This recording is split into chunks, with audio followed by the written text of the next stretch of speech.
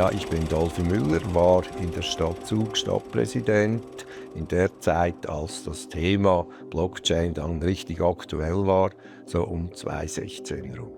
Ich war zuerst mal Bauchef von 2003 bis 2007 und dann noch 12 Jahre bis 2018 war ich dann Stadtpräsident.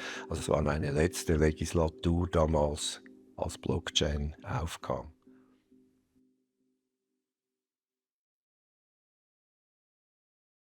Ja, ich habe ja insgesamt 36 Jahre Politik auf dem Buckel, nur in der Stadt Zug eigentlich. Und als ich da 1983 angefangen habe, da war ja Zug also ein friedliches Städtchen am See, kann man sagen. Und das hat sich jetzt in den letzten Jahren, in den letzten Jahrzehnten völlig verändert natürlich.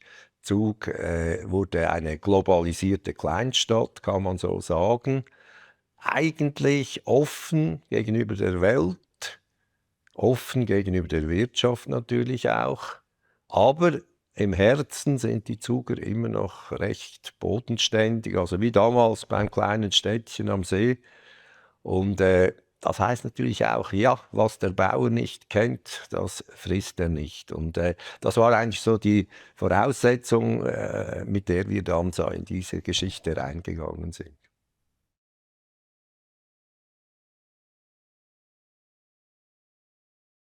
Ja, also erfunden haben wir, der Stadtrat oder die Politik, das Crypto Valley nicht, sondern das waren ein paar Herren, die sind dann hier, ich habe immer gesagt, wie ein Raumschiff von einer fernen Galaxie hier in Zug gelandet. Also Nikolai Nikolaisen, Johann Gevers, aber auch noch andere. Und die haben dann so quasi, also als Garagenunternehmungen haben die hier angefangen, sehr, sehr klein und haben dann dieses Label Crypto Valley damals schon geprägt. Und sie sind ja nach Zug gekommen, nicht weil wir so tiefe Steuern hatten, sondern sie sind gekommen, weil sie in Zug etwas Urschweizerisches fanden, nämlich Politik, die direkt demokratisch ist, die föderalistisch ist und die eben auch dezentral funktioniert. Und dann, das ist ja genau das Wesen der Blockchain, dezentral zu sein. Darum sind sie gekommen, das sagen sie heute noch.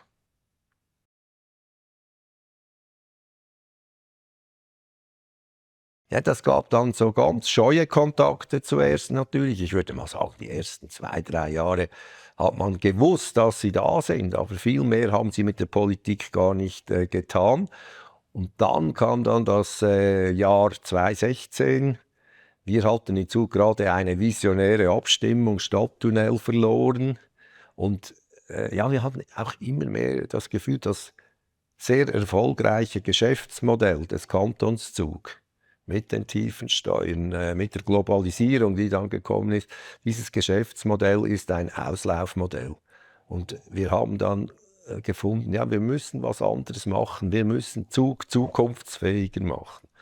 Da gab es dann damals so eine Broschüre, Zug 2035. Das Parlament fand, das ist völlig überflüssig. Wir haben gesagt, das machen wir trotzdem.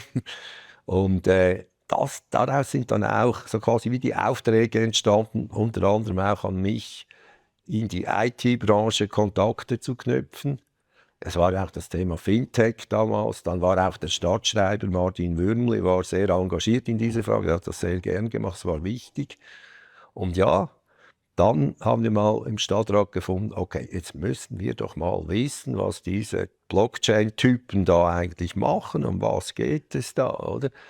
Und dann hat der jetzige Stadtpräsident, der Herr Wicki, hat dann einen Bekannten eingeladen, Student der Hochschule St. Gallen, hat eine Bachelorarbeit gemacht, genau zu diesem Thema.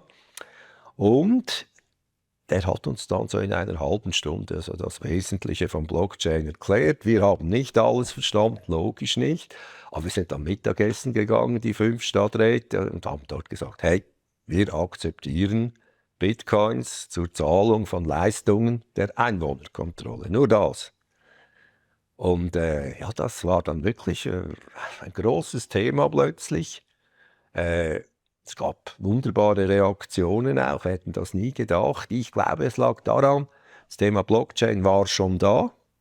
Es ist hochkomplex, die Leute verstehen es nicht, aber diese einfache Story vom Zug da, ja, wir nehmen Bitcoin an, wir sind offen für dieses Thema, die haben alle verstanden. Das war dann für die Presse interessant, aber es hat auch zu Kontakten geführt, dann sofort eigentlich zu den Leuten, im Crypto Valley. Also Nikolaisen hat uns dann das Ganze eingerichtet.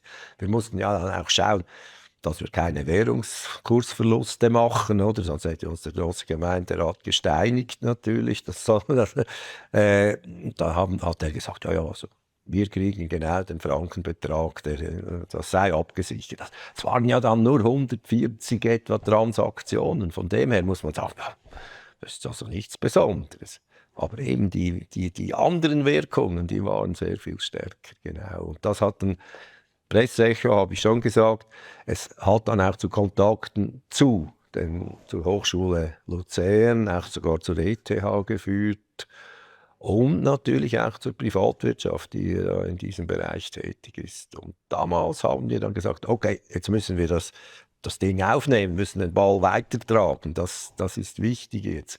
Und haben gesagt, ja, wir machen Use Cases, also Anwendungsprojekte mit dieser Blockchain. Das Wichtigste war dann erstmal, dass wir eine digitale Identität auf Blockchain damals dann installiert haben, natürlich mit Hilfe von außen, das wäre sonst nicht gegangen. Und wir haben dann auch ein E-Voting über diese Blockchain gemacht. Das waren etwa 250 Leute, die da mitgemacht haben, aber eigentlich haben wir das dann so als mindestens praktikabel darstellen können. Es ist dann natürlich nicht weiter verfolgt worden, da läuft ja sonst auch sehr viel. Also das sind so Dinge, die passiert sind, die uns irgendwie auch überrascht haben, aber man kann es erklären.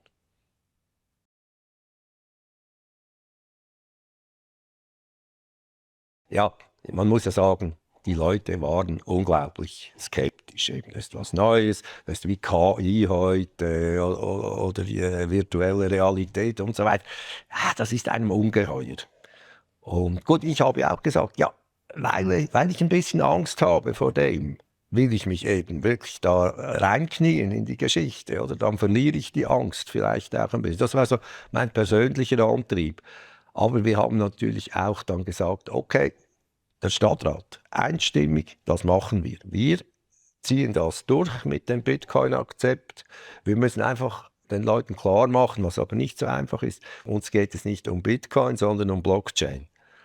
Aber das zu erklären, das ist also ein ziemlich großer Sprung. Und die Leute sind dann, wir konnten sie nicht wirklich überzeugen. Also ich meine, einige fanden, ne, war noch mutiger, die meisten fanden, ja, was macht ihr da für einen Blödsinn? Und eben, Jesus Gott, das braucht ja wahnsinnig viel Strom und all diese. Aber das ist natürlich, weil die Leute innerlich so eingestellt sind, das ist ihre Überzeugung und dann suchen sie nach den negativen Argumenten. Das ließ sich, muss ich sagen, fast nicht überwinden. Auch nicht im Parlament. Aber eben, wir haben uns gesagt, wir ziehen alle am gleichen Strick im Stadtrat drin. Und ja, ich muss auch zugeben, für mich war das die letzte Legislaturperiode. Und da sagte ich mir, hey, ich will keine lame duck sein hier, sondern jetzt ist erst recht der Moment, etwas zu riskieren, auch wenn mich die Leute jetzt nicht lieben dafür. Oder? Und darum haben die es wirklich konsequent durchgezogen. Und das war dann natürlich schon so eine Dynamik auch, die entstanden ist. Oder? Also wenn du dann plötzlich eingeladen wirst an Hochschulen in Deutschland, an den Digitaltag in der Schweiz und so weiter, dann merkst du ja, irgendwie sind wir doch am richtigen Ort gelandet. Das Interesse war da. Und darum haben wir das dann auch weitergezogen, weil manchmal muss eine Regierung auch unpopulär sein oder irgendeine Vision entwickeln, die sie dann auch konsequent zu Ende führt. Also das war schon ein bisschen so der Grundsatz, just do it. Einfach handeln. Es gibt Gegenargumente, das wissen wir alle. Aber das ist kein Grund, diese Idee jetzt nicht wirklich zu verfolgen. Und es gab dann immerhin, ich glaube, es war eine Hochschule in der Schweiz, die hat das mal aus der Marketing-Sicht angeschaut und die haben gesagt, ja, das ist diese Idee ist 20 Millionen wert eigentlich. Aber eben, es war mehr wie ein Marketing-Gag, das muss ich wirklich sagen. Obwohl viele gesagt haben, ja, lustiger Marketing-Gag, aber was soll's. Ja, denen muss ich antworten, okay, wir haben heute im Crypto Valley das Zug, das Zürich, das Liechtenstein, aber Zug ist immer noch das Zentrum, wenn man so will. Da haben wir jetzt 6.000 Arbeitsplätze. Das ist ein volkswirtschaftlich gewichtiges Argument. Also das bringt man nicht mehr weg, oder? Ob das, wie das in 10 Jahren ist, das wissen wir ja nicht. Ich wüsste es gerne. Ich würde ja mal wirklich gerne so in eine Zeitmaschine einsteigen und dann zurückschauen und sagen, hey, das hat sich doch gelohnt oder das ist völlig eingeschlafen. Aber das glaube ich nicht. Also ganz spannend das Beispiel von der Zuger Kantonalbank. Die haben wir ja auch damals 2016 eingeladen. Und dann alle, ja, nein, also nein, das ist nicht unser Geschäft, das ist uns fremd und so weiter. Ja, die Geldwäscherei und so, natürlich. Ich verstehe das. Heute betreiben sie dieses Geschäft offensiv. Also die sind es gestartet, die wollen Kunden anwerben mit Kryptowährungen. Und das ist ja hochspannend. Wir haben ja immer gesagt, so, kill the middleman, also das ist die Sache von Blockchain, dass da nicht mehr irgendwelche Banken oder Treuhänder oder wer auch immer sehr viel Geld da verdienen kann, die schalten wir aus. Die Bank hat natürlich etwas Schlaues gemacht, die haben jetzt eine Nische gefunden, man weiß ja, wenn jemand den Code verliert, oder, von seinem Bitcoin-Guthaben beispielsweise, dann ist das Geld weg. Und die Zuger Kantonalbank kann jetzt garantieren, ja, wenn Sie bei uns sind, dann können wir sicherstellen, dass Sie, auch wenn der Code verlustig geht, wir garantieren Ihnen, dass Sie da drankommen. Das ist natürlich ein wunderbares Angebot, obwohl nicht mehr die reine Lehre oder, von alles Leuten, die da irgendwie verbunden sind und niemand brauchen, der sie da quasi ja, an die Leine nimmt.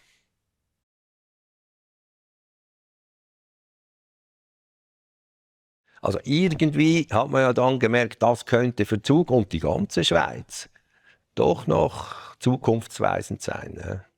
Und da muss ich auch sagen, da gab es Heinz Tändler, der jetzt natürlich in der Blockchain Association schon seit Jahren vorne dabei ist.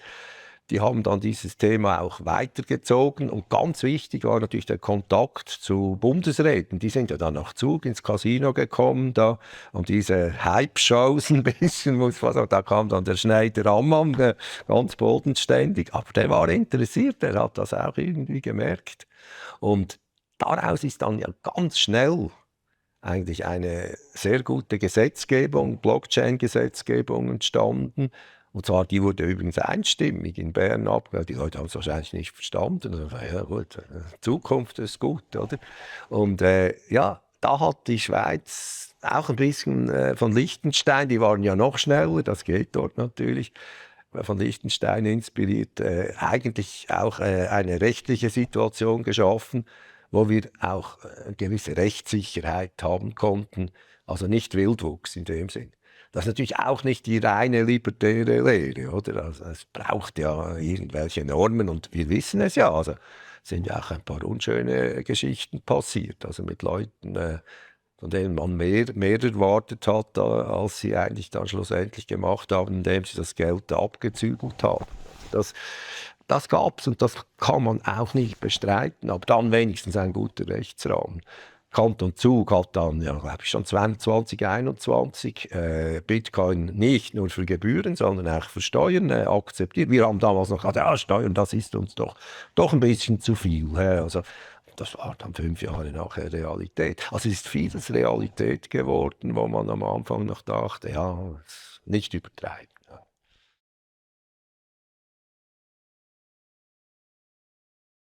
Ich denke eben, dass wir wirklich mit offenem Visier eigentlich an die Sache rangegangen sind. Wir haben gesagt, nein, nicht Vorurteile, nicht Ängste, sondern wir wollen mal wissen, wie es wirklich ist. Das jedes Mitglied des Stadtrats. Das ist interessant. Also wir haben 5 Parteien von der SP bis zur SVP drin und jedes Mitglied hat mitgemacht. Und doch, da halten wir zusammen. Auch gegen das Parlament und so weiter. Das war wichtig. Und dann natürlich so eine gewisse Tatkraft. Man kann es so sagen. Ne? Wenn wir gesagt haben, just do it, wir handeln jetzt, wir lassen uns nicht beirren.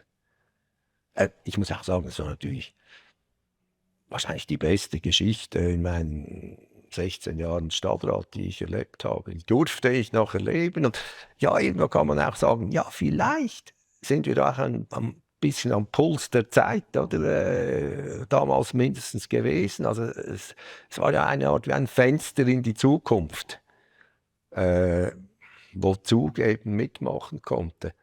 Also beispielsweise, ja, man kann es irgendwo auch vergleichen mit virtueller Realität, vielleicht mit Quantencomputer oder natürlich mit KI. Ob es ganz diese Bedeutung hat oder nicht, das wird sich herausstellen. Also so viele Use Cases gibt es ja noch nicht, wo man wirklich sagen muss, jawohl, das gehört jetzt eigentlich zu unserem Alltag. Aber mal schauen, wie sich das entwickelt. Chancen gibt es. Ich habe auch gelesen, dass, glaube ich, 80% aller wichtigsten Firmen in der Welt, der wichtigsten 100, 80% davon haben Blockchain-Technologien irgendwie in der Forschung, also sie haben sie sogar bereits angewandt. Also ja, es ist schon was passiert. Und wir waren dabei damals. Kleiner Teil natürlich, ein Puzzleteil. Die anderen waren ja eigentlich letztlich wichtiger, aber wir haben unseren Beitrag geleistet. Ja, es ist schon so natürlich. Ja, wir sagen ja immer, wir sind sehr weltoffen eben gegenüber Firmen, Startups und so weiter. Das ist klar. Und dann sind die gekommen und man muss sich auch ein bisschen annähern. Aber schlussendlich haben wir zusammen etwas gemacht und haben eigentlich einen Schulterschluss praktiziert. Gesagt, jawohl, wir wissen, wie wichtig ihr seid, wir unterstützen euch. Schauen wir mal, was passiert. Schauen wir es einfach. Es ist offen, aber es hat sich gelohnt, glaube ich.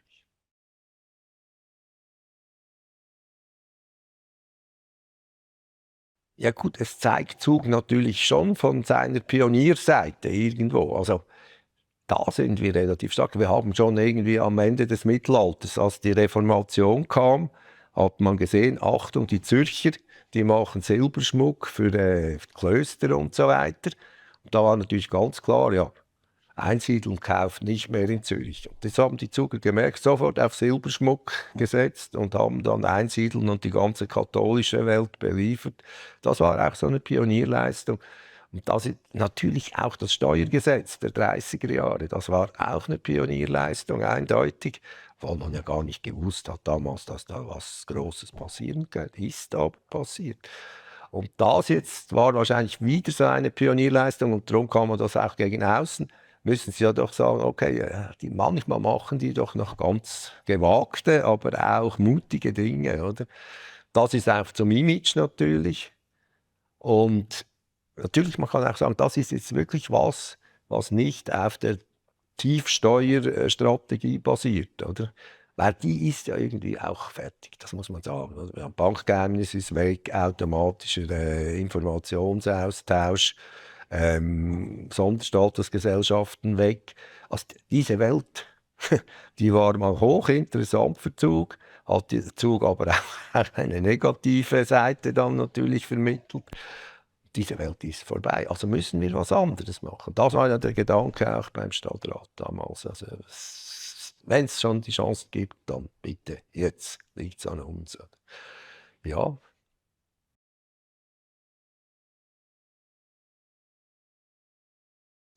genau. Also, als dann die Bombe geplatzt war, da sind dann die Leute natürlich interessiert gewesen, mit uns in Kontakt zu treten.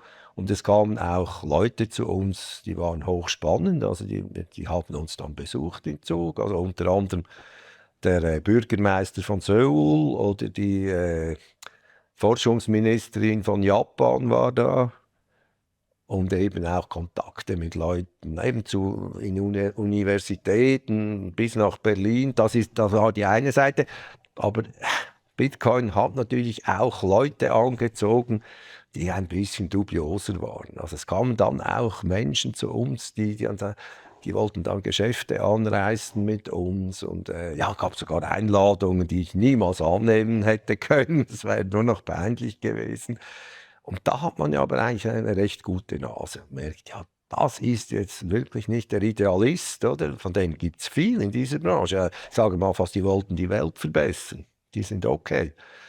Sagen auch die anderen, da hat man sofort gemerkt, da geht es um Dollars, oder? Und ja, dann große Vorsicht, kurze Gespräche. Vielen Dank. Ja, das, das war eine riesen Bandbreite und wie ja alles in der Welt hat es natürlich ja, gute Seiten, aber es zieht auch Leute an, die weniger gute Geschäfte damit machen wollen, ja, Geld waschen und so weiter. Aber ja, es gibt nichts eben, was nicht zwei Seiten hat.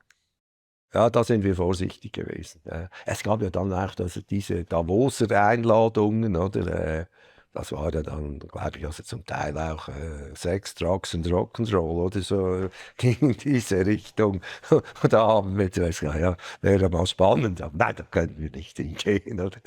Das ist ja auch immer die Frage, wer lädt dich ein, wo können Abhängigkeiten entstehen und so weiter. Und da, Stadtschneider und ich haben das immer gecheckt und gesagt, nein, das nicht, aber da gehen wir gerne hin.